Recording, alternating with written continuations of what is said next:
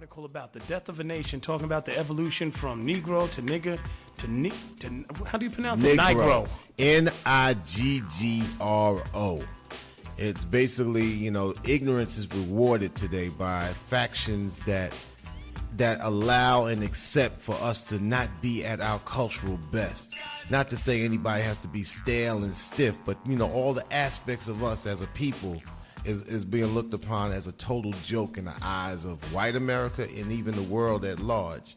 So I was kind of disgusted at just the fact that one day, last 10 days ago, I was burnt watching not only the whole thing of the UPN thing and the WB and every black person I saw on TV, they was buck dancing and smiling, and it's just that in order for a black face to be on TV, it always got to make you laugh. Now I like to laugh like the next cat, right. But every black face was like trying to go to their best. It just reminded me of stepping fetishism.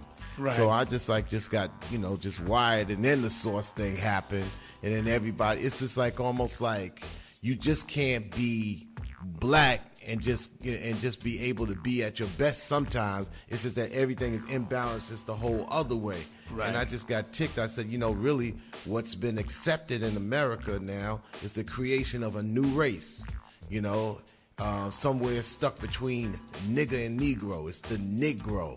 It's accepted by white society as just being this type of person that could be derogatory to themselves, but safe for everybody else. And I just was like pissed, and I was wired. In other words, people get a kick off of us killing each other, shooting each other in the head, of course, and just being a fool. Yeah, it's like, I'm gonna kill this nigga, I'm gonna do this to this nigga, but can't kill the nigga in themselves. So I'm like, this is created by this society, and sometimes people say, "Oh, Chuck, you deep." It ain't, it ain't the fact that I'm deep. I'm just normal, and the whole realm of everything else has slipped a notch. Right. 30 years ago, it'd have been just called, this man just got common sense.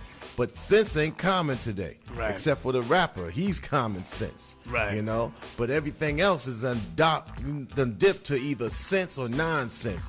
And a lot of people feel that, oh man, you just getting too deep in it. I mean, damn, I just tell people straight out. You got shorties out there, 18 and under, who ain't able to navigate through the nonsense and the BS that is put out through the images of television, which works stronger than any other weapon ever before. It's right. A tool for some, and it's a weapon for others, and this weapon works against us. So if you older, like 18 and over, of course, nobody can tell you what to do because you grown. Right. But there's 12-year-old kids out there that ain't able to handle that, and they take on these images, and point blank, I'm tired. What I really got tired of is I got tired of seeing somebody 26, 31, 33, 23 acting like they 12. Where, and in order to say, well, that's what's happening. That's what's fly. Now, instead of a 12 and 13 and 14-year-old looking to say, well, I'm trying to act like this 29-year-old, you got a bunch of 29, 30-year-olds trying to be acceptable to 16 and 15-year-olds. And to me, that's crazy. That's ridiculous. There's no other society in on this planet that works as backwards as black people are working in this country right now. One of the things it seems like is that they reward people the younger you are, because you can get a job these days, usually because they can rip you off and not have to pay you a lot. Exactly. So in order for people to keep their jobs and get accepted in certain realms, they got to act kitty-like. And who's doing the hiring and who's doing the firing? It's usually at the person that says, all right, you can get that job if you capitulate and just regress yourself into this type of person, and we will pay you. And you could bling yourself and make everybody look like they're irrelevant because they have some intelligence. And you can't sometimes you have to look at it and say, you know what? I have my integrity, I got my intelligence, and all right, maybe I ain't blinging, but I'm BLIing. I got enough, and I'm understand where I'm at. But right now, it's just like white America is, where once upon a time, maybe some of our comedy made them laugh with us. Now they're totally laughing at us.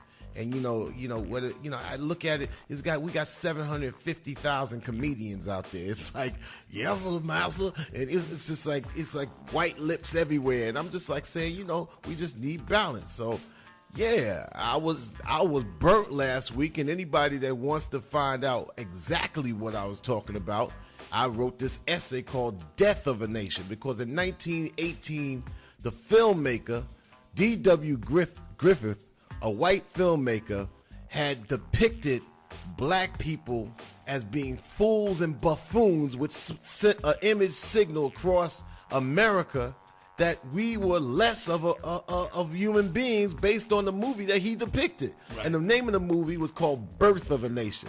So I just capped it with this essay saying Death of a Nation, and the same damn thing is happening. Whether it's from Oakland, whether it's like Long Island, whether it's Florida, it could be New Orleans, it could be Texas, it could be Detroit. And my whole thing is like, you see the same damn problem every damn place, and we got the nerve to be on TV. The exceptional few people had the nerve to be showing some ice up in the camera, like most black people got that, or most black people ain't catching a bus and going to the laundromat, or on drugs, or trying to cop that last square, or ain't got enough credentials for a job. But this whole thing of I got this, I'm better than you. I was just burnt last week, and the source thing was the Kappa. Because if you looked and said, okay, this is representing black folks in 2001. I just said, you know what? If I'm white and I'm sitting in Iowa, I'm looking at this, it's got to be a joke. If I'm African and I'm looking at this, I'm like saying, yo, that's not me. If I'm Lithuanian, I'm like saying, what? They can't be real. If I'm Japanese or Asian or whatever, I'm looking at that and I'm like saying, yo, they 3 notches underneath what human beings should be. Yo, and if I'm black living in America, I'm like saying, yo, who the hell gave them TV time to balance it, to represent us all?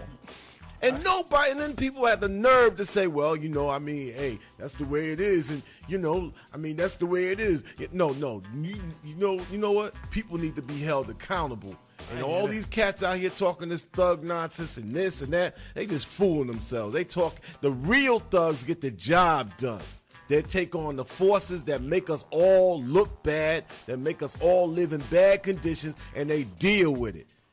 This playing thug, they might as well be in a sandbox playing games with shovels and toys and whatnot. So I was pissed last week, and I'm still pissed today. It ain't nothing about bitterness, because it ain't got nothing to do with any of that. It just got to do with who gave these people license to represent all of us as a people. It's just like, the average kid in school, he can't even sit in a classroom and act like he's intelligent, because he's got to be able to seem hip and seem fly and say, it's like this. I mean, you was just an honor roll student last year, and all of a sudden you saw a couple of videos, you bought a couple of Wu-Tang CDs, and all of a sudden you want to get thugged out in the 8th grade.